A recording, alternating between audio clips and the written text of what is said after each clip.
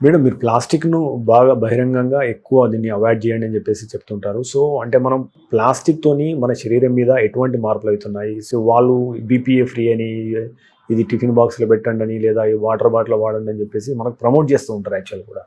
So, what happen if you use more plastic? BPA మీరు కరెక్ట్‌గా చెప్పారు. ప్లాస్టిక్‌లో ఉండే నంబర్ 1 ఏజెంట్ బీపీఏ. ఓకే. దాని వలన infertility issues, hormonal imbalances, migrants, chronic inflammatory conditions ఇవన్నీ చూస్తాం. అయితే వీటిని టెస్ట్ చేయొచ్చా అంటే టెస్ట్ చేయలేం. ఒకవేళ హెవీ మెటల్స్ ఉంటే వాటిని టెస్ట్ చేయొచ్చు. లెడ్, లెడ్ టాక్సిటీ కూడా ఎక్కువ చూస్తూ ఉన్నాము. కాడ్మియం చూస్తాం, ఆర్సెనిక్ చూస్తాం. వాల్ పెయింట్స్‌లలో ఎక్కడ పడితే అక్కడ లెడ్ ఉంటది.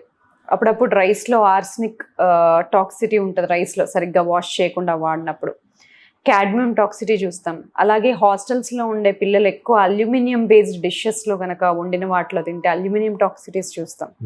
అయితే ఇవి ఎలా బయటకొస్తాయి? పిల్లల్లో ఎలాంటి చేంజెస్ చూపిస్తారు అంటే విటమిన్ డెఫిషియన్సీస్‌లో ఉంటారు. ఓకే. లేకపోతే మొహం పైన మచ్చలు, ర్యాష్, లేకపోతే ఎలర్జీస్ ఉంటాయి. ఊరికే ఫ్రీక్వెంట్‌గా జలుబులు అవ్వడము, ఇమ్యూనిటీ తగ్గిపోవడం ఇలాంటి రకరకాల సిమ్టమ్స్‌తో పిల్లలు కనిపిస్తారు. వీళ్ళలో ఎవరికైనా హెవీ మెటల్ టాక్సిటీస్ ఉండొచ్చు. లేకపోతే యూజ్ ఆఫ్ ప్రాసెస్డ్ ఫుడ్ ఉండొచ్చు. మీరు తీసుకునే అదే మందులు, అదే నాణ్యమైన మందులు, కానీ సగం ధరకే.